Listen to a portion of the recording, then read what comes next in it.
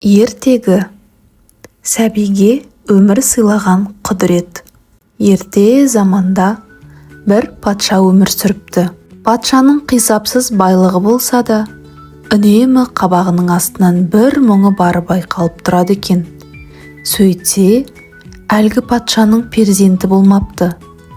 Патша қапаланып, қайғырып жүргенде, бір күні жұбайы жыланның тіліне жерік екенін айтыпты. Осы сөзді қаншама рет Құдайдан жалынып сұраса да, ести алмаған ол жүрегі жарыла қуанып, жар салыпты. Егер кім менің жарлығыма құлақ асып, жарымның жерік асы жыланның тілін әкеліп берсе, соған жалғыз қарындасымды қосып, өзіме күйеу бала етемін. Бір ескеретін жайт, ол Сахарадағы жыландар ордасының патшасы атақты Афита абжыланның тілі болу тиіс, депті. Үмітсіз сайтан демекші, байлық пен аса сұлу патша қарындасын алуға қызыққандар Сахараға жол тартыпты. Олардың ішінде сол шаһарда тұратын бір саудагердің Азу есімді баласы да бар екен.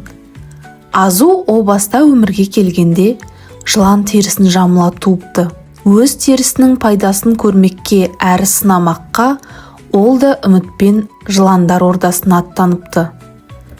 Азу жолда келе жатып, әр жерде шашылған адам сүйектеріне көзі сүріне береді. Бұлар да мен сияқты үміткерлер шығар деп топшылаған ол, өзі тек терісінің арқасында ғана аман келе жатқанын түсінеді. Ақырында көп қиындық көріп Сахараға жетеді.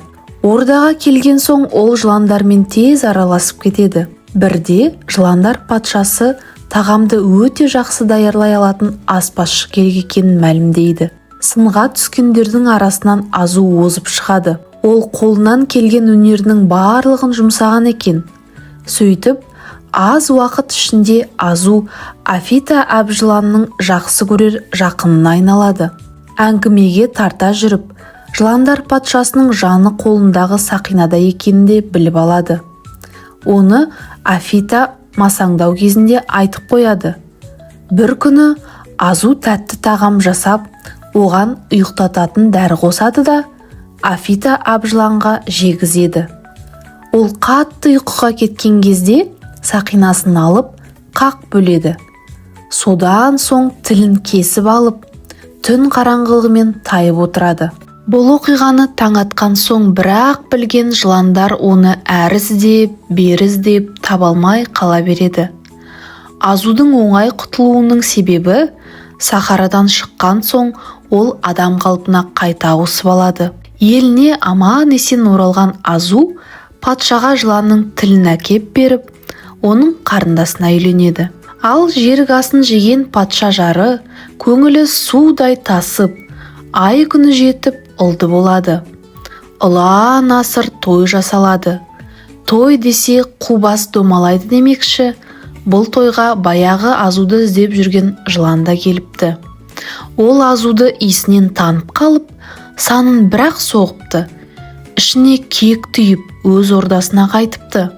Келген соң бұл жаңалықты басқаларға айтып береді. Мұны естіген жыландар ашуланып, адамзаттан кек алмаққа бекінеді. Улы тіл арқылы адам баласына зиян келтіріп, ұрпағын кеселге душар етпек болады. Афита абжыланның жұбайы Флита абжылан қатты ызаланып, оны өлтірмекке өз аттанатынын мәлімдейді. Афита абжылан дүние салған кезде ол қасында бола алмапты. Алысқа қонаққа кеткен екен. Араға біраз уақыт салып Флита абжылан патшалыққа келеді. Азуды іздеп жүріп, бір үйдің түндігінен сығалап қараса, бесіктегі жас баланы көреді. Бұл жаңа туған нәресте патшаның мұрагері еді. Ол бар ашуын осы баладан алмаққа бекінеді. Үйде жан жоқ кезді пайдаланып, түндіктен түседі. Баланың қасына енді жақындай бергенде есіктен бір әйел кіріп келеді. Жылан сасқалақтап қалады. Ал патша жарының абыржығаны сонша тілі күрмеліп, «О, Құдайым, жалғыз сәбиімді ажалға қалай қиям? Оны босанарда жыланның тіліне жерік болып едім. Енді ажалы да сол жылан тілінен болмақ па? Жоқ, құтқара көр!» деп жалбарыныпты. Сол сәтте қайдан есіне түскені белгісіз ошақта тұрған сүтке қарай ұмтылады. Қазандағы сүтті жыланға көрсетіп тұрып: «О, әбжылан, менің жалғызыма қиянат жасама. Жүрегім сезеді, сен кек алмақшысың. Баламды саған бермеймін. Болмаса мені шақ. Мен данамын, ана сүтінен жаралғанмын. Балам да, басқа жан-жануарлар да ана сүтінен жаралған. Сен де біз сияқты ана сүтінен нәр алғансың. Тіршілік иесінің нәрі сүт. Ол қасиетті де қастерлі. Оны жаратқан ием сыйға тартқан. Ақты жерге төкпедеуі сондықтан. Ал мен сол сүтті сенің басыңа төгемін. Тек балам үшін, тек жалғызымның өмір үшін ғана салттан аттаймын. О, әбжылан, опасыз, сенің оң осы сүт арқылы құдіретінен айрылсын. О, жаратушым, тілегімді қабыл ет!» деп еңіреп тұрып, сүтті жыланға шашып жібереді. Сол сәтте шынында да жылан бар құдіретінен айрылады. Сүттің қасиетті күші оның уы мен айбатын сиқырлап тастайды. Жылан есеңгіреп тұрып есіктен шығып кетеді.